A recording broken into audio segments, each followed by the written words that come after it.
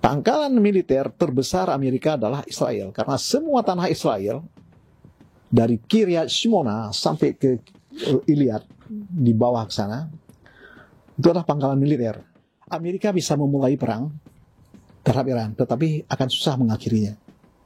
Ya kan? Kenapa? Karena Iran ini berbeda dengan Irak, berbeda dengan Suriah, berbeda dengan Libya. Kenapa? Karena apa goal Israel dari konflik ini yang sekarang lagi muncul? Israel ini adalah dia harus ingat bahwa ada mimpi Israel. Ya. Ada mimpi Israel, ada tentang Eretz Israel. Ya, jadi kekhalifahan itu adalah hancur karena orang Arab sendiri. Itu artinya. Jadi sebenarnya sebelumnya tidak ada orang Yahudi sama sekali di Palestina lagi. Sudah, mungkin menurut saya sudah kosong. Mungkin nggak? Ini sebagai closing statement juga nanti bisa. Ada perang nuklir itu pertama. Yang kedua, kira-kira sikap tiga negara ini, Tiongkok, Rusia, dan Korea Utara, bagaimana merespon ini? Kira-kira. Dua bangsa tua, dua peradaban agung, Persia dan Ibrani, dulu mereka berbagi langit yang sama sebagai bangsa besar, dan kini mereka saling membidik di bawah bayangan rudal dan kecemasan global. Konflik Iran dan Israel kembali mendidih, tapi ini bukan sekedar benturan dua negara, melainkan titik nyala dari sejarah panjang yang berliku dari Mesopotamia hingga Yerusalem. Juni 2025, dunia menyaksikan eskalasi besar, serangan lintas batas, operasi rahasia, bayang-bayang program nuklir, dan tentunya bagaimana intelijen dan Amerika Serikat mencoba untuk masuk dalam konflik besar itu. Lalu apa yang sebenarnya terjadi di sana? Apakah ini semata konflik militer atau ada lapisan ideologi, teologi, dan dendam sejarah yang belum dilupakan oleh mereka? Saya Muhammad Ilham Afdol, dan dalam episode kali ini kita akan mengupasnya bersama Pak Taufikul Hadi, seorang jurnalis dan scholar yang pernah berdiri langsung di jantung konflik di wilayah yang oleh sebagian besar disebut dengan tanah suci dan oleh sebagian lain disebut dengan tanah sengketa yang tak pernah selesai, yaitu Israel. Bersama beliau kita akan membaca bukan hanya berita, tapi menelisik sejarah, membedah makna, dan mencari kata kunci dari konflik yang mungkin akan mengubah peta dunia. Dan selamat datang di Kata Kunci LP3S, tempat kita belajar agar tidak hanya menjadi penonton sejarah, tapi membaca yang kritis atas arah peradaban. Selamat datang di Kata Kunci.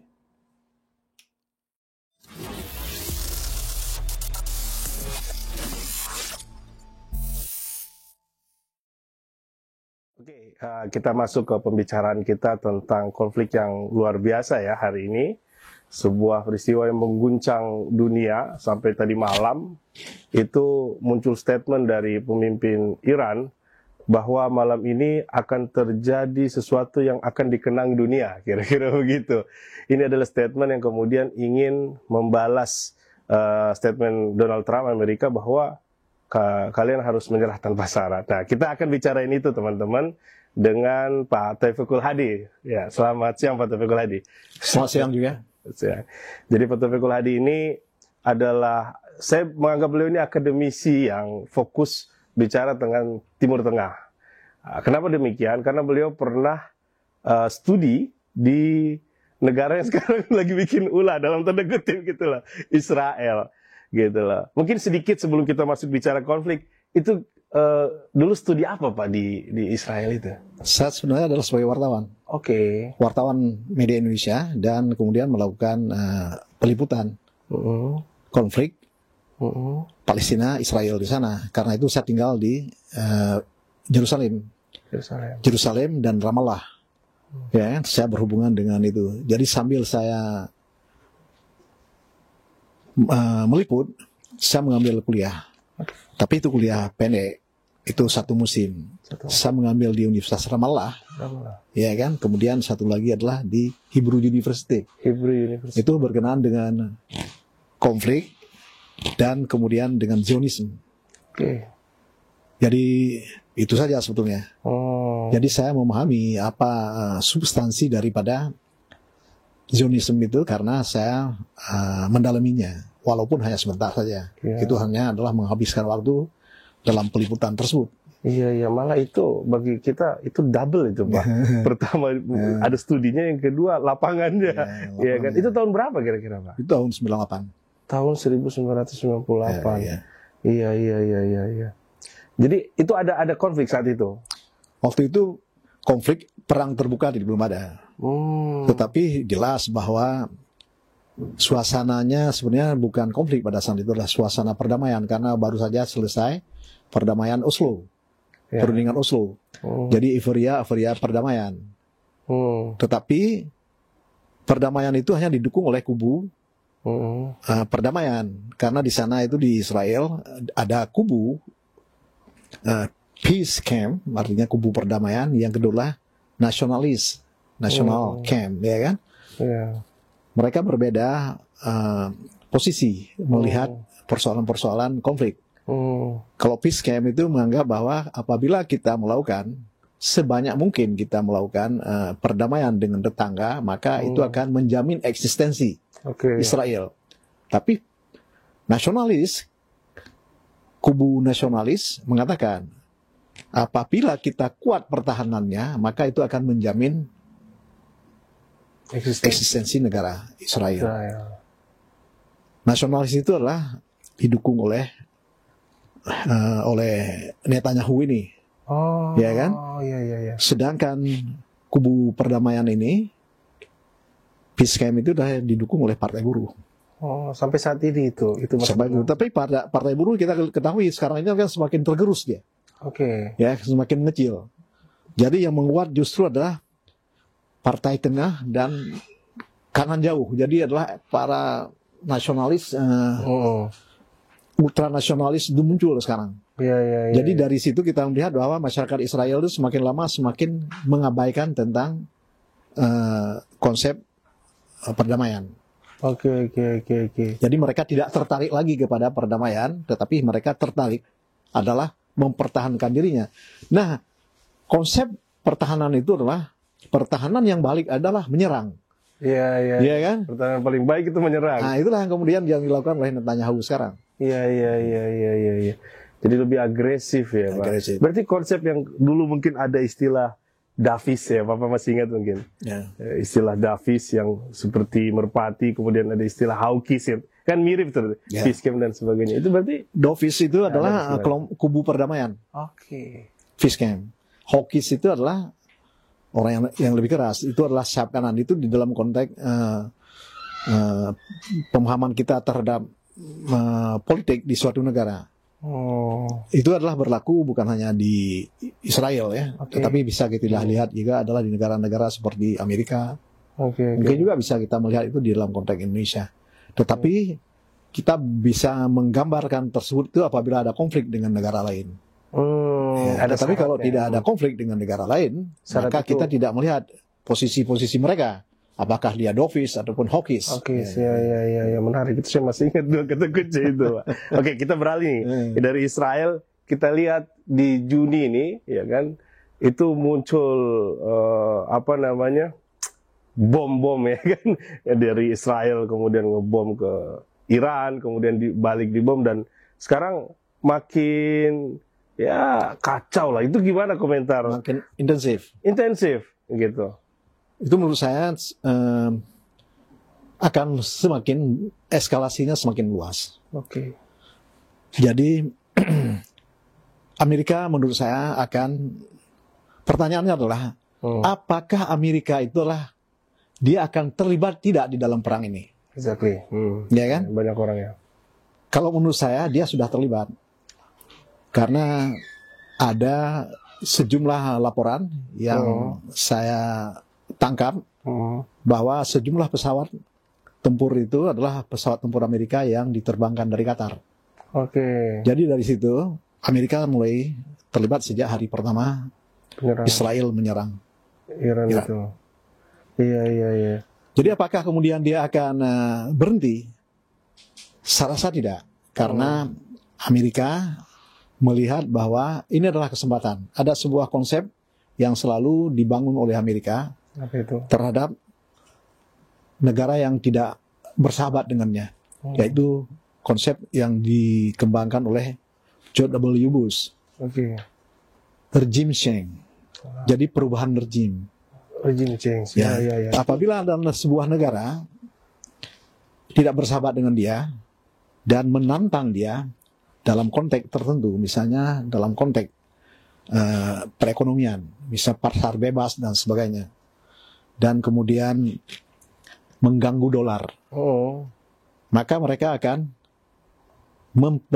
memperkuat suasana dan kemudian menjatuhkan negara tersebut. Itulah yang dilakukan terhadap Irak, Saddam Hussein. Libya, dan kemudian terhadap Suriah. Karena rejim-rejim tersebut itu adalah berpikir seperti Saddam Hussein, itu ingin menggantikan ingin menggantikan dolar dengan euro, kan, atau dengan lain. Demikian juga Libya, Gaddafi itu ingin menggantikan dolar ya sebagai alat tukar dengan dinar, emas. Dan Suriah ini di masa Assad itu adalah tidak terkait ekonominya sama sekali dengan pasar Amerika, jadi tidak ada ke Wall Street. Ya kan? Jadi uangnya disimpan sendiri, ya kan? Dia tidak ada kegiatan sama sekali, hubungan sama sekali dengan Wall Street. Ya kan? Sangat nasionalistik. Baik Irak maupun Libya maupun Suriah itu adalah sangat nasionalistik, ya kan? Mereka tidak ingin itu terkait dengan mereka menganggapnya sebagai pasar bebas, konsep pasar bebas. Karena itu mereka harus dijatuhkan, itu harus regime change. Jadi mereka mengatakan bahwa di Irak ada senjata pemusnah massal, ya kan? Sama sekali tidak ada. Kemudian rakyat Libya itu yang terprovok menganggap bahwa rejim yang dibangun oleh Gaddafi itu adalah terlalu lama dan kemudian semakin semena-mena, padahal tidak. Dan mereka sekarang ini menjadi sangat kecewa dengan perkembangan Libya sekarang ini. Jadi mereka menyesal semuanya menjatuhkan Gaddafi. Demikian juga pada saat itu Amerika ingin melakukan perubahan rejim di Suriah, ya kan? Hampir kemudian jatuh. Dia menggunakan tangan-tangan para milisi Islamis, ya kan? Tapi saat terakhir itu adalah masuk ke gelanggang itu ISIS. ISIS ini dia tidak bersahabat dengan siapapun, bahkan dia ingin menjadikan Timur Tengah adalah khalifahan. Jadi setelah Irak, Suriah, dan dia ingin menjadikan negara lain sebagai domino, ya kan, ingin menjatuhkan lagi Arab Saudi, menjatuhkan negara Arab lain dan sebagainya. Akhirnya semua negara Arab itu menjadi di bawah satu khalifahan. Dan itu sangat mengejutkan dan menakutkan bagi Arab Saudi dan lain-lain. Karena itu Amerika dan sekutunya itu adalah berhenti ingin menjatuhkan Assad, ya kan? Dan sebagai ganti mereka adalah menghancurkan bersama-sama, kemudian menghancurkan ISIS. Tetapi kemudian kita ketahui bahwa Suriah itu menjadi sangat lemah dia, ya kan? Karena dikucilkan. Kemudian uang aset mereka itulah dibekukan di mana-mana. Dan pas saat terakhir itu Assad itu menyerah. Dia pergi ke luar negeri, ke Rusia, dan kemudian masuklah kelompok yang dulu adalah ingin menjatuhkannya, ya kan? Sebetulnya dulu masih oposisi berarti ini. Ya, dulu adalah dia bagian dari milisi Islamis, ya kan? Itu kelompok tersebut, kelompok yang sebetulnya itu adalah tidak semuanya berbasis di Iran. Bertempur itu banyak dari negara-negara lain. Yang dipimpin oleh Ahmad Bashar sekarang ini, ya kan? Nah, dia ini hanya retorikanya adalah retorika Islam. Tetapi dia apakah Islam atau nasionalis di Arab itu sebenarnya sama saja, ya kan? Sekarang ini kelihatannya Presiden Suriah ini adalah dia lebih senang kepada Israel. Oke. Ya kan? Jadi apa yang mereka bilang tentang kedaulatan Suriah itu tidak benar. Jadi dia kalau tidak baik dengan Israel, maka dia mungkin dengan cepat akan dijatuhkan. Jadi maksudnya begini, Trump ini dia adalah orang yang menganggap bahwa kebijakan George W. Bush itu adalah di Timur Tengah, itulah langkah yang salah. Ya kan? Salah. Karena setelah dijatuhkan Irak, Saddam Hussein tumbang, Irak itu adalah tidak masuk di dalam kubu Amerika. Ya. Bahkan lebih dekat dengan negara Persia sekarang, dengan Iran. Ya kan? Iya. Karena apa? Yang berkuasa di sana adalah kelompok Syiah. Nah, ingat bahwa hampir 50% orang Irak itu adalah orang Syiah. Ya kan? Selebihnya baru orang Sunni dan kemudian orang Kurdi. Ya kan? Karena itu adalah yang menjadi presiden itu adalah orang Syiah. Nah, Syiah ini adalah dia selain tidak begitu ramah dengan konsep dalam konteks geopolitik terhadap kebijakan Sunni, dan juga tidak dekat dengan kebijakan Amerika. Karena itu di situ hidup dengan subur itu adalah kelompok-kelompok yang mendukung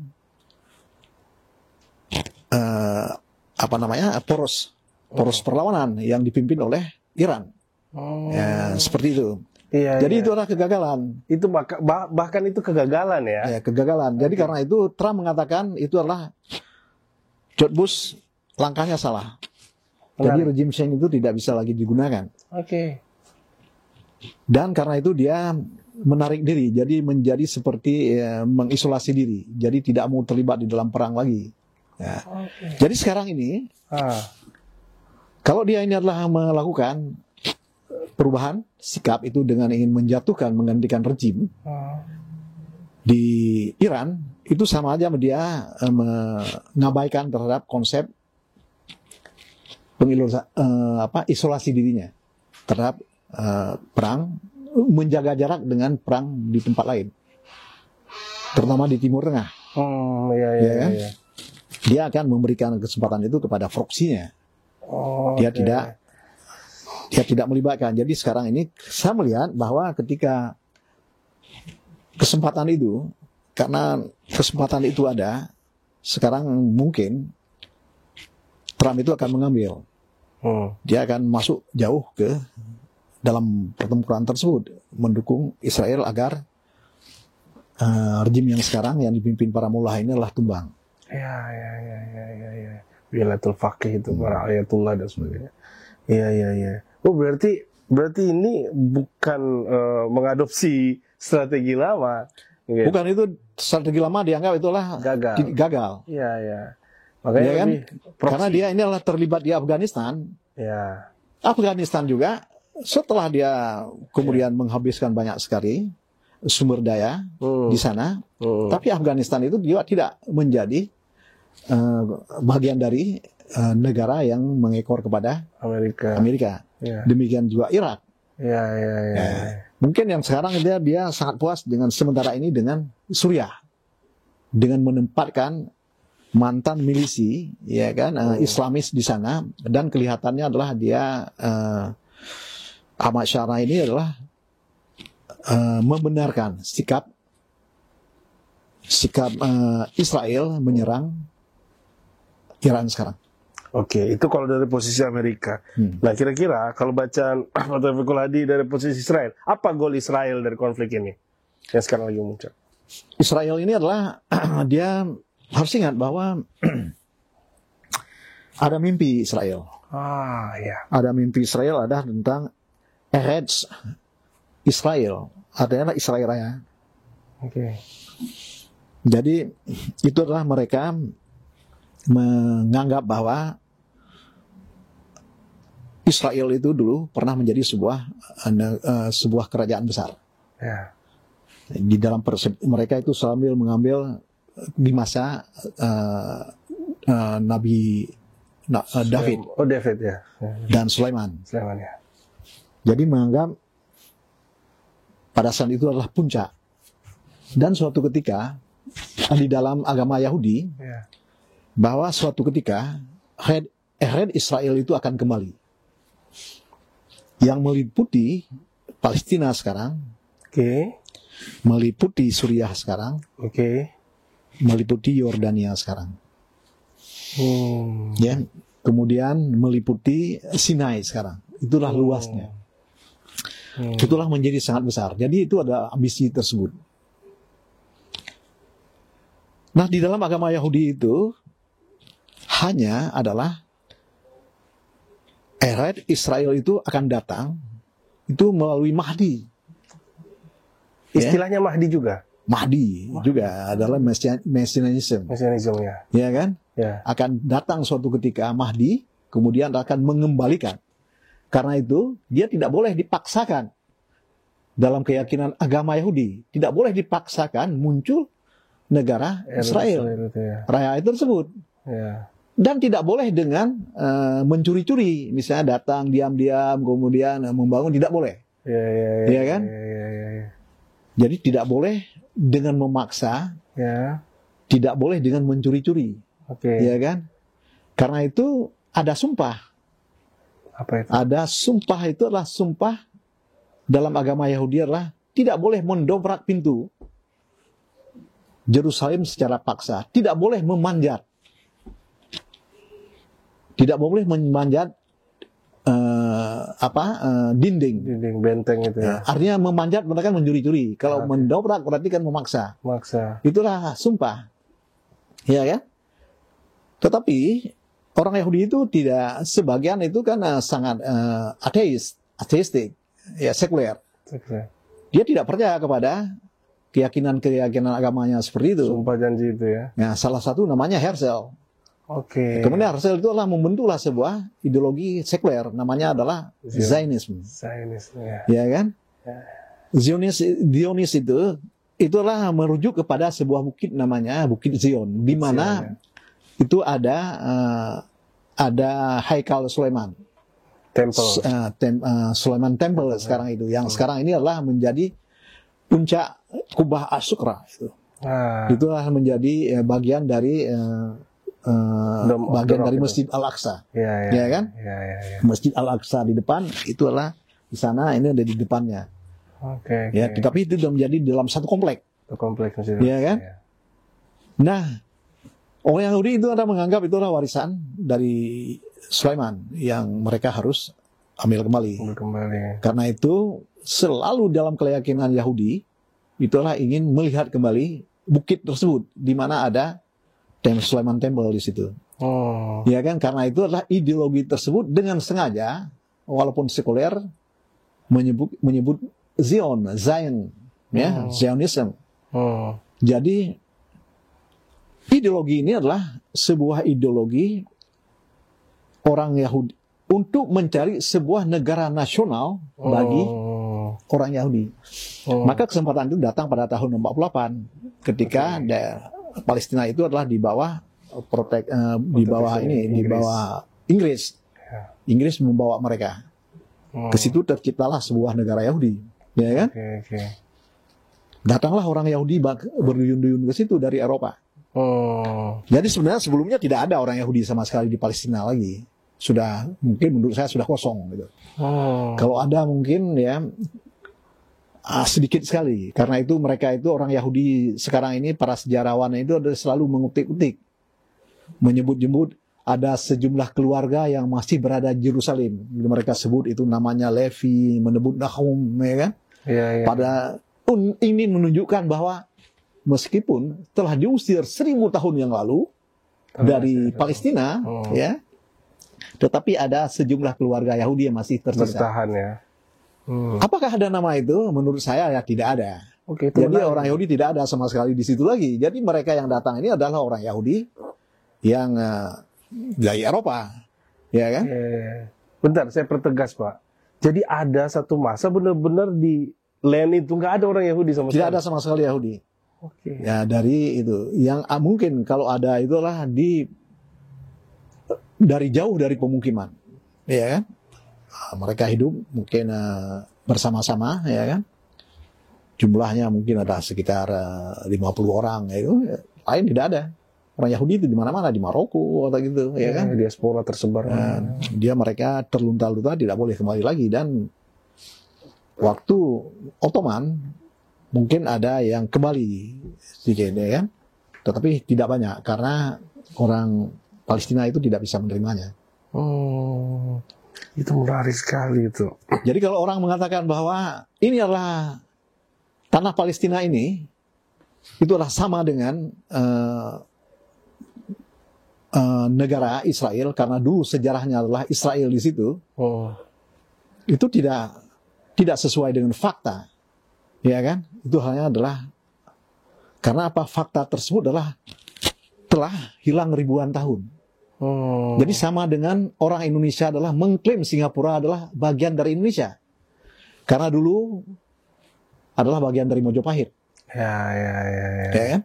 Ada situ. Jadi ini adalah kreasi daripada Barat sepenuhnya, terutama adalah Inggris. Karena itu di dalam perang dengan Iran sekarang, kita balik ke perang Iran, ya kan? Pasti Barat itu akan mendukung Israel karena itu adalah kreatornya. Karena mereka adalah kreator. Itu adalah bagian dari kreasi dia. Itu adalah perpanjangan tangan. Dia itulah kuda Troya bagi Barat. Ya, oke. Ya kan? Ya. Israel itu kuda Troya. Oke. Ya, seperti sekarang ini. Ketika Israel menyerang, itulah sejumlah pesawat dari Amerika yang ada di Qatar itu ikut membantu. Dan ingat, ada 700 pangkalan militer Amerika seluruh dunia. Ya. Ada di Qatar, ada di Arab Saudi, ada di Turki, ya kan, entah di mana-mana. Kemudian ada di Filipina, ada di Asia Tenggara juga ada, ya. Ada 700. Pangkalan militer terbesar Amerika adalah Israel, karena semua tanah Israel dari Kiryat Shimona sampai ke Ilyat di bawah ke sana itu adalah pangkalan militer. Jadi Amerika itu adalah boleh menempatkan persenjataan militernya sesuka hati di atas tanah Israel tersebut. Dan itu adalah sebuah pemahaman, kesepahaman kedua negara antara Israel dengan Amerika. Jadi kalau misalnya orang mengatakan Israel adalah sahabat, sebetulnya adalah itu negara bagian dari Amerika. Nah, itu harus ingat. Menarik. Di sini logikanya nyambung nih, Pak.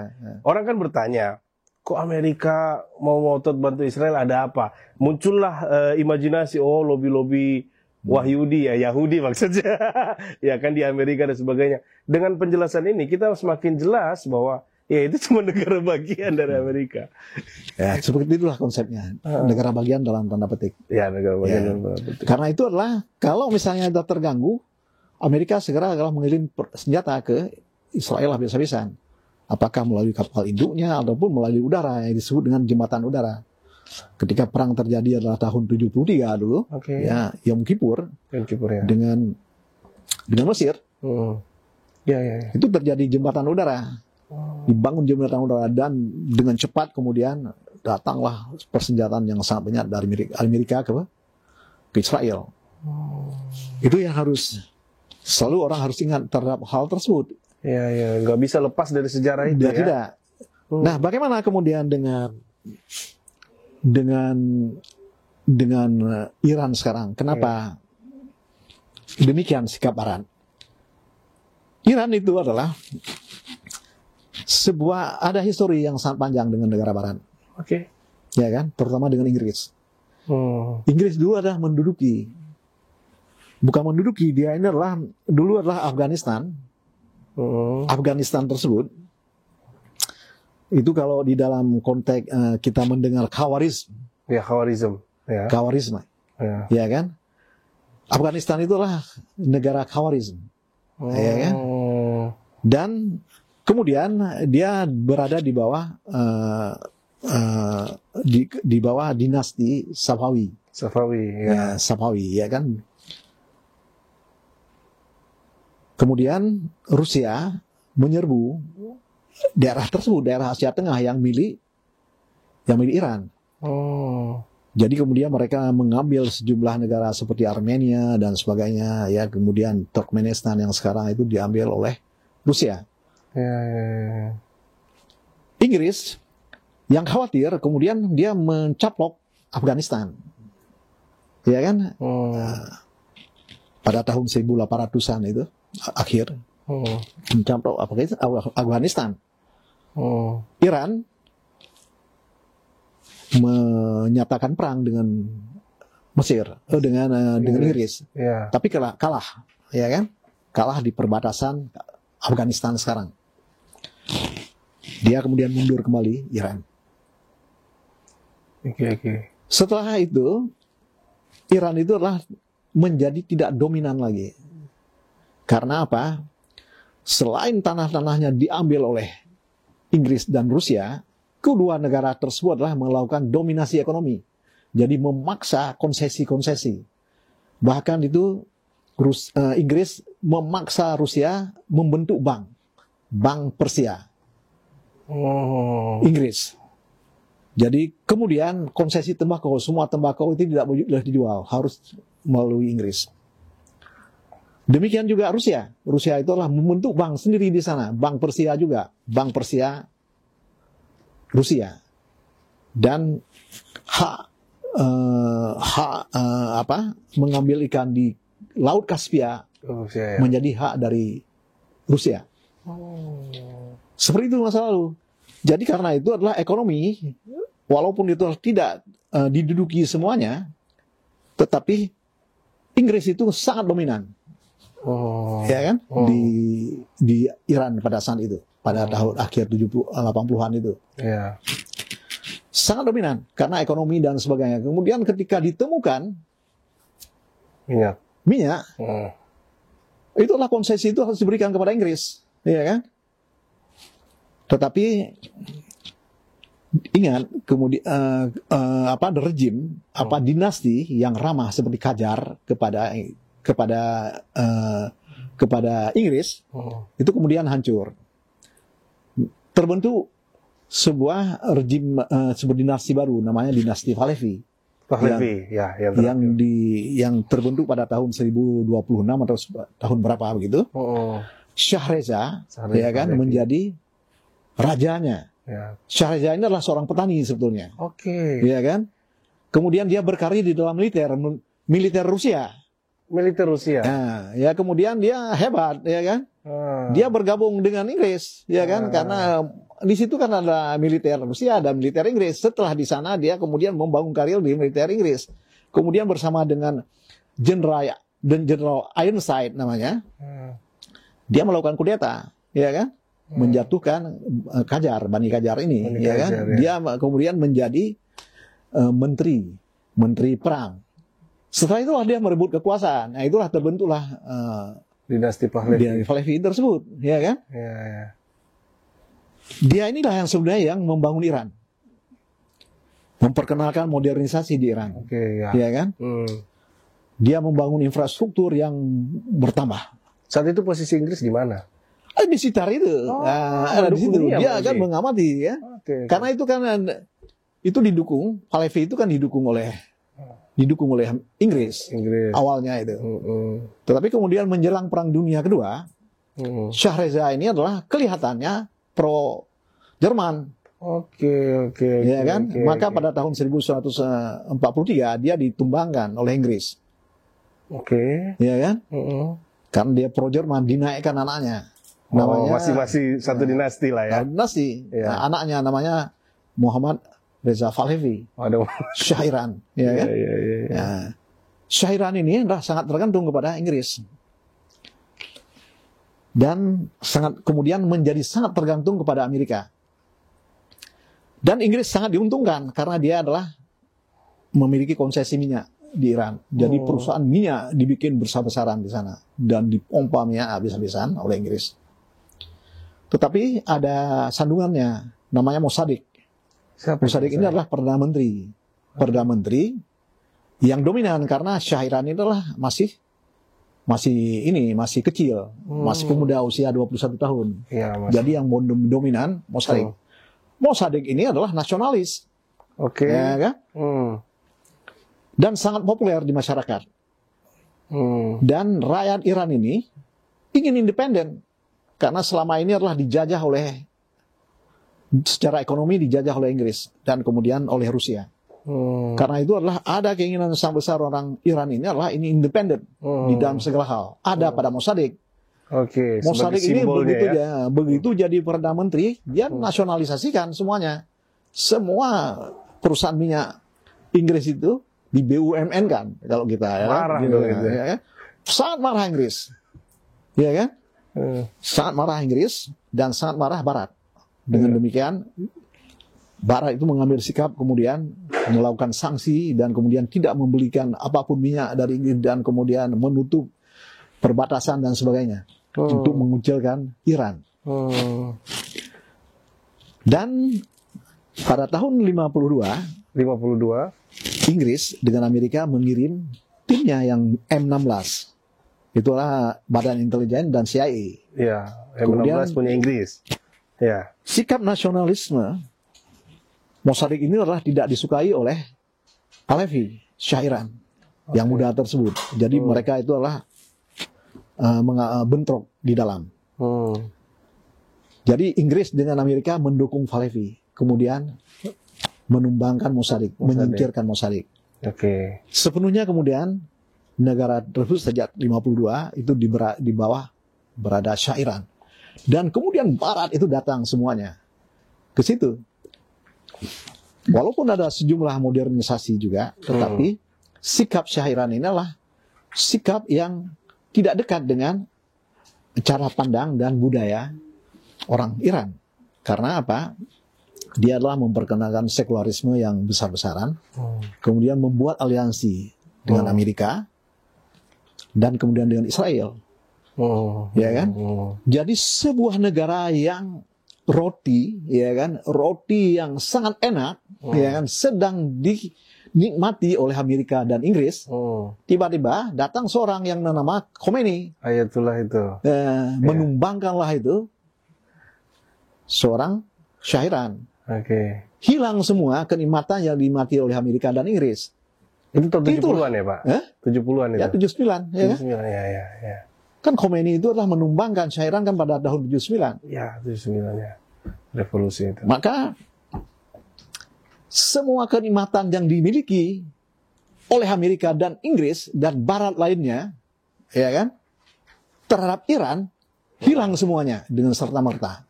Karena itu adalah Barat sangat benci kepada pemerintahan yang dibangun oleh Khomeini sekarang, itu sampai sekarang. Jadi apa?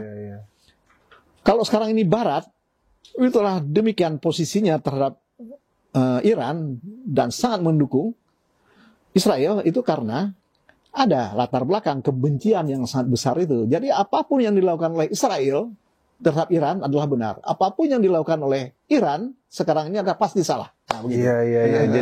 Jadi ini insight baru. Kenapa? Kata kuncinya itu apa? Bagaimana sejarah bisa memberikan kita gambaran bahwa konflik ini tidak serta-merta kita telan sebagai konflik nuklir yang sekarang lagi banyak dibicarakan gitu loh. Sebagai pencegahan dan sebagainya. Ada akar sejarah yang lebih rasional, lebih masuk akal untuk kita telaah gitu loh, Pak. Itu menarik sekali gitu. Jadi gimana ketika ada apa istilahnya? Pertanyaan orang yang mungkin berarti nggak ada dong sebenarnya eskalasi sampai ke level bahwa nanti ada perang nuklir, karena ini bicara dalam tanda kutip anak muda sekarang ya karena masa lalu yang belum selesai aja gitu kira-kira. Itu gimana komentar, Pak? Jadi Iran itu di masa pemerintahan sekarang ya yang dianggap adalah rejim mullah, ya kan? Itulah dibuat sedemikian rupa sehingga semua informasi dari Iran itu adalah terdistorsi. Sehingga memunculkan wajah Iran yang buruk. Ya kan? Jadi seluruh dunia seakan-akan Iran itulah buruk. Mereka adalah pendukung terorisme. Mereka ini adalah anti ini, anti itu, modernisasi dan sebagainya. Ya kan? Kemudian karena itu dia disanksi ekonomi. Sanksi. Ya, macam-macam dilakukan. Hmm. Hal tersebut membuat masyarakat Iran itu sekarang ini adalah menjadi sebuah masyarakat yang sangat daya ketahanannya itulah sangat kuat karena berdasarkan pengalaman tersebut. Ya, Jadi tidak bisa kita datang ke Iran itu seperti kita datang ke Indonesia sekarang ini. Misalnya di sini ada Google, ada ini dan sebagainya. Semua itu adalah platform itu dibikin sendiri oleh orang-orang Iran tersebut. Jadi untuk meretas itu agak susah, ya kan? Di Iran itu. Karena apa? Google-nya tidak berfungsi di sana karena sedemikian rupa. Ya, mereka itu adalah percaya kepada dirinya sendiri. Jadi menjadi sangat cerdas orang itu dan belajar dari ketidakramahan Barat kepada mereka. Mereka itu adalah mencari kemudian pola eksistensi sendiri sebagai sebuah bangsa dan negara. Dan mereka itu adalah, menurut saya adalah cukup kuat. Dan sebuah negara yang dimusuhi demikian rupa oleh Barat, mereka adalah memiliki kemampuan apapun, termasuk pengayaan uranium. Oke. Kan mereka sudah sadar kalau ini adalah tidak ada pertahanan tidak kuat, maka mereka akan hancur berhadapan dengan negara-negara lain, ya kan? Dia tidak bisa berharap kepada negara-negara Arab, negara-negara Islam. Kenapa? Negara-negara Islam di Timur Tengah itu kan berbeda historis dengan Iran. Iran ini adalah sebuah negara yang semula yang terbentuk dari akar yang sangat panjang, peradaban yang sangat panjang. Itu adalah peradaban Persia. Arya Partian, ya kan? Kemudian tidak yang sangat besar. Iya, saya tergambarkan. Walaupun kemudian mereka negaranya menjadi mengecil sekarang ini, tetapi mereka tetap adalah sebagai pewaris, ya kan? Peradaban yang sangat hebat dan kuat. Sama dengan peradaban Cina, sama dengan India. Mereka rasa percaya dirinya sangat tinggi. Pride-nya sangat tinggi. Itu yang diwariskan. Karena itu mereka tidak mau tunduk kepada negara lain. Negara-negara Arab ini adalah berbeda. Kecuali mungkin Iran, ya. Suriah. Oke. Tapi negara-negara Arab lain kan kreasi Barat semuanya. Arab Saudi adalah dibentuk oleh Inggris, ya kan, dan sebagainya. Jadi tidak ada sesuatu yang dibanggakan. Yang kedua, seluruh Arab merasa dirinya dulu dijajah oleh Ottoman. Ya kan? Apalagi kemudian sangat-sangat terakhir itu Ottoman itu adalah memperkenalkan bahasa Turki. Jadi kalau orang Arab pergi ke Istanbul, dia harus berbicara bahasa Turki. Ya kan? Jadi orang berbahasa Turki mendominasi Arab. Ya kan? Karena itu dia menjajah. Nah, ketika Perang Dunia Kedua, orang-orang Arab ini dia ingin mengusir penjajah itu yang namanya Turki. Utsmani. Maka dia bekerja samalah dengan Inggris. Eropa, ya. Jadi kekhalifahan itu adalah hancur karena orang Arab sendiri. Itu artinya. Jadi, saya nggak nebak sampai di situ. Ya, itu artinya. Karena itu dia menganggap ratusan tahun dijajah oleh Turki, ya kan? Kemudian negaranya itu dibuat oleh Barat. Ya kan, di meja orang Inggris dan Prancis, ya. Mereka kemudian membagi-bagi ini negara ini negara itu dan sebagainya. Sama kayak di Afrika gitu kira-kira. Ya, garis-garis saja. Garis-garis saja. Kemudian di sini anaknya ini kita taruh, di sana anaknya itu ini kepada Prancis kamu dan sebagainya ini dan sebagainya. Tidak terjadi terhadap Iran. Iran sudah ada. Dia karena itu dia penerus yang tidak terinterupsi dari peradaban Persia lama. Jadi dia ada pride. Jadi berbeda dengan negara-negara Arab lain ini. Negara inilah kemudian kenapa negara Arab itu adalah dengan mudah dia dengan alasan bahwa kepentingan ekonomi, ya kan? Itulah bisa kemudian seperti sekarang ini tidak mendukung Palestina, ya kan? Tidak mendukung Iran, justru bersama dengan Israel dan sebagainya. Itu karena apa? Mereka adalah mentalitas negara-negara yang dibentuk oleh kolonialisme. Iya, iya, iya, Ya, iya, iya, ya, iya, seperti itu. iya, itu sangat menarik itu, Pak. Ya. Ini bisa menjadi apa ya, argumentasi yang bisa mengkanter selama ini bicara khalifah harus ada ya kan, dengan apa istilahnya garnis-garnis Arab, padahal Arab sendiri yang menghancurkan kekhalifahan itu. Ya. Itu sangat menarik gitu. Nah, terus kira-kira nih dalam konteks ini kepentingan Indonesia mempelajari atau setidaknya bukan pelajari melihat konflik Iran sama Israel itu apa sih? Gitu. Ada insight baru nggak untuk kita melihat itu? Kalau Indonesia ini ingat dalam konteks ini mempengaruhi kemudian kebijakan politik luar negeri kita. Politik luar negeri kita ini adalah pertama harus kita beranjak dari preambul. Ya. Ya, kita adalah menentang semuanya, semua penjajahan di muka bumi ini. Ya kan, karena itu kita kenapa pro Palestina, karena itulah penjajahan yang dilakukan oleh Israel. Yang sekarang ini juga di dalam konteks preambul itu adalah upaya menduduki, melakukan intervensi terhadap negara merdeka. Namanya Iran. Jadi politik luar negeri beranjak dari situ. Tetapi kan ada pengaruh-pengaruh lain. Iran ini adalah negara Syiah. Ya kan? Orang Indonesia ini ada orang Islam, ada orang Kristen, dan sebagainya. Semuanya kan mempengaruhi kemudian.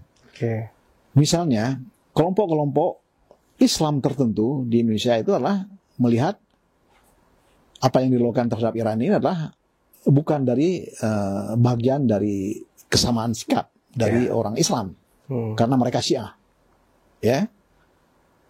Yang kedua, orang Kristen itulah menempatkan dirinya ya sebagai pendukung Israel di Indonesia rata-rata, karena mereka menganggap bahwa negara Israel itu tersebut di dalam perjanjian lama. Ya kan? Mungkin seperti itu. Ya kan? Negara orang Islam juga terpecah. Ya kan? Melihat persoalan tersebut. Jadi kalau kita ingin mengatakan bahwa kita memiliki sikap yang gamblang politik kita, itu tidak akan terjadi. Di luar itu adalah pengaruh-pengaruh lain, pengaruh ekonomi, ya kan?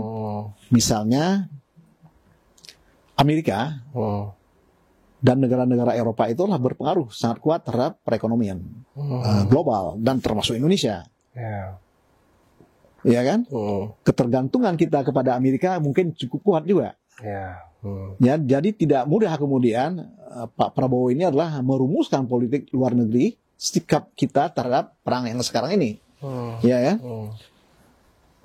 Jadi apa yang kita lihat dari Indonesia, kekhawatiran kalau ini adalah eskalasinya cepat dan meluas, maka itu akan mempengaruhi iklim perekonomian dunia, dan itu akan merusak rencana-rencana pertumbuhan ekonomi yang dirancang oleh pemerintahan Pak Prabowo sekarang. Mungkin sampai di situ. Selebihnya menurut saya kan kita tidak bisa berbuat apapun, ya kan? Tetapi secara retorik kita mungkin akan mengatakan bahwa Israel itu adalah salah. Seperti itu. Tapi tidak lebih daripada itu. Ya, itu menarik sekali, Pak. Sangat menarik. Sebenarnya kita masih panjang ini karena saya punya banyak pertanyaan, tapi waktu kita sempit, ya kan.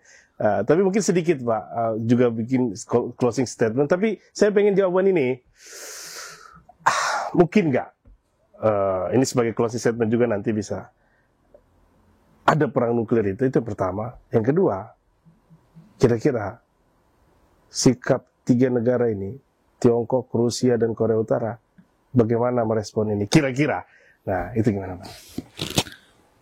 Kalau mungkin Amerika, begini, ini harus dipahami dulu bahwa Amerika bisa memulai perang terhadap Iran, tetapi akan susah mengakhirinya. Ya kan? Kenapa? Karena Iran ini berbeda dengan dengan Irak, berbeda dengan Suriah, berbeda dengan Libya. Libya. Kenapa? Karena topografinya, kondisi alamnya. Ya kan? Alam Iran itu itulah dikelilingi sepenuhnya ada cincin pegunungan namanya Zagros dan Elbrus. Ya kan? Jadi tinggi sekali, mereka harus menerobos itu. Kemudian begitu selesai dengan pegunungan tersebut, mereka akan berhadapan dengan padang pasir. Yang satu adalah namanya Des Ikavir. Artinya adalah padang pasir garam. Itu luasnya luas sekali. Mungkin seluas Belanda digabung dengan Belgia menjadi satu. Dan tidak ada kehidupan, dan bahkan di sana ada pasir serap. Jadi kalau orang datang ke situ, kalau tidak hati-hati dia akan jatuh ke situ dan mati, ya kan? Kemudian di selatan itu ada yang namanya Des Ilut, namanya itulah hamparan senyap, karena seluas itu juga dan tidak ada kehidupan sama sekali, ya kan? Jadi orang datang ke situ, kalau tidak ada panduan dan sebagainya itulah akan mati di dalam situ. Jadi alam sendiri itu adalah menjadi penyokong eksistensi dari Iran sendiri yang sangat kuat, ya, ditambah dengan sikap masyarakatnya. Jadi apa yang bisa dilakukan oleh Amerika dan Israel adalah dia melakukan serangan udara, penghancuran, ya kan? Tetapi dia tidak bisa menutup kemenangannya karena tidak bisa digelarkan tentaranya ke tanah Iran karena tidak ada jalur masuknya. Jalur masuknya adalah melalui Afghanistan atau melalui Pakistan atau melalui Irak. Tetapi di situ kan sudah ada tentara yang dijaga. Jadi apa yang dilakukan adalah penghancuran. Tetapi untuk mengakhiri, untuk menutup kemenangannya, itu adalah tidak bisa karena tidak bisa digelar pasukan darat. Jadi itulah perang ini bisa saja terjadi sangat lama, ya kan? Nah, dalam kondisi seperti itulah, menurut saya masyarakat internasional tidak akan sabar, terutama Cina. Ya kan, karena Cina ini adalah akan terganggu. Selama ini adalah minyak, itu adalah dari Iran. Ya kan? 80% mungkin minyak dari Iran mereka. Dan dengan perang yang berlarut-larut seperti itu akan mengganggu perekonomian. Dia akan terjun ke sana. Punya kepentingan dia. Ada kemudian. Tetapi sejauh mana belum kita bisa rumuskan. Tetapi jelas bahwa Cina tidak suka dengan eskalasi itu. Jadi mereka mengharapkan deeskalasi terhadap perang tersebut. Ya, jadi kalau ditanyakan bagaimana sikap itu, bagaimana dengan Rusia? Rusia ini dia Putin memiliki hubungan pribadi dengan Trump. Ya kan? Ya, jadi dia ini menurut saya sedikit malu-malu. Jadi dia tidak akan segera bersikap. Ya. Beda kalau Joe Biden. Kecuali, apalagi kemudian dia akan menggunakan perang di Iran ini adalah untuk kepentingan dia di dalam negeri. Kepentingannya dia dengan perang dengan apa? Perang dia dengan negara di dalam negeri sekarang, ya kan? Dengan negara apa namanya itu adalah yang sedang dilakukan perang, kan dia ada sekarang sedang menghadapi perang. Ya, dia akan menggunakan ini, dia mengharapkan Amerika dan Barat tidak membantu musuh Rusia, dan selama itulah dia tidak mendukung musuh, maka dia mungkin akan diam. Jadi Rusia menurut saya tidak akan banyak berbuat di dalam konteks itu. Menurut saya itulah hanya Cina. Gimana Kim Jong Un? Kim Jong Un bagaimana? Kim Jong Un ini adalah kekuatan yang rame di media sosial. Tetapi kan dia tidak bisa berbuat banyak. Ya, sebuah negara kecil, ya kan?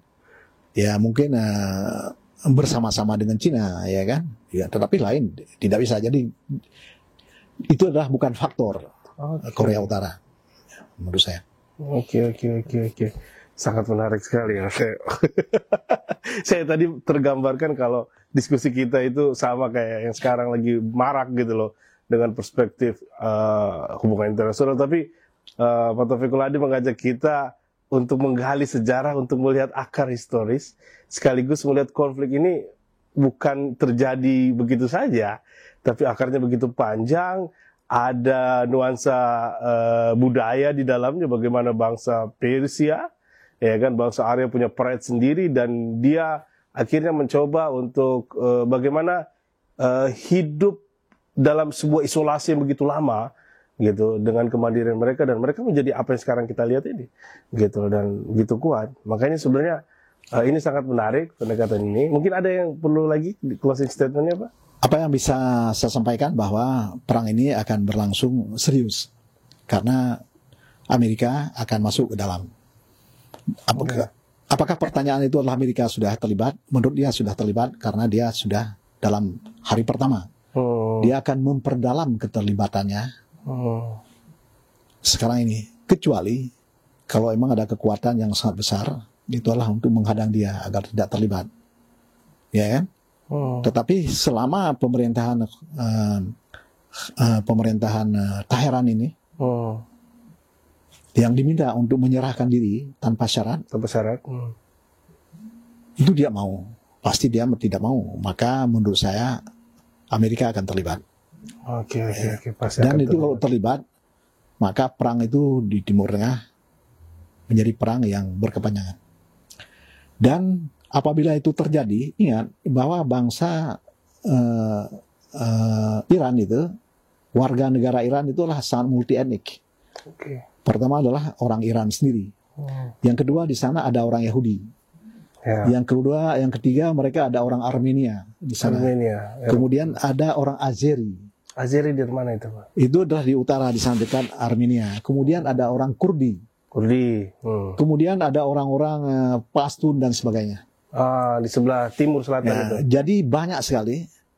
Itulah mereka saja etnik-etnik itu secara bersamaan itulah sudah hampir lebih 30%. Apabila kemudian hancur pemerintahan di Teheran, mereka ini menjadi tidak bertuan. Dan mereka mungkin akan membanjiri negara-negara lain nanti. Jadi akan terjadi gelombang migrasi. Ya. Pengungsi akan terjadi besar-besaran ke dunia Arab dan ke Eropa.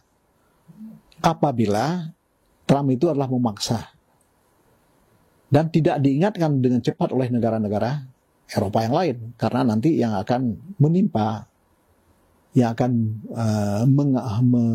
mengambil resiko karena gelombang pengungsi adalah pasti negara-negara Eropa dan negara-negara Arab itu. Ya. Itu harus dihitung-hitung juga dampak itunya. Dampak gelombang pengungsi. Oke, saya kira sampai demikian, Pak. Itu sangat menarik. Mungkin teman-teman bisa ngambil kesimpulan. Tapi saya yakin teman-teman akan terkejut dalam podcast ini karena bagaimana elaborasi untuk melihat konflik Iran-Israel begitu nikmat. Kenapa nikmat? Karena faktor sejarah yang digali lebih dalam oleh Pak Taufik Kulhadi. Terima kasih banyak Pak Taufik Kulhadi. Sama-sama. Ya, kita akan jumpa kembali di Kata Kunci LP3S. Dan jika teman-teman punya pertanyaan, punya unek-unek, silakan berikan di komentar. Dan jangan lupa like, subscribe, dan share LP3S Kata Kunci. Kita bertemu kembali nanti di minggu depan. Wassalamualaikum warahmatullahi wabarakatuh.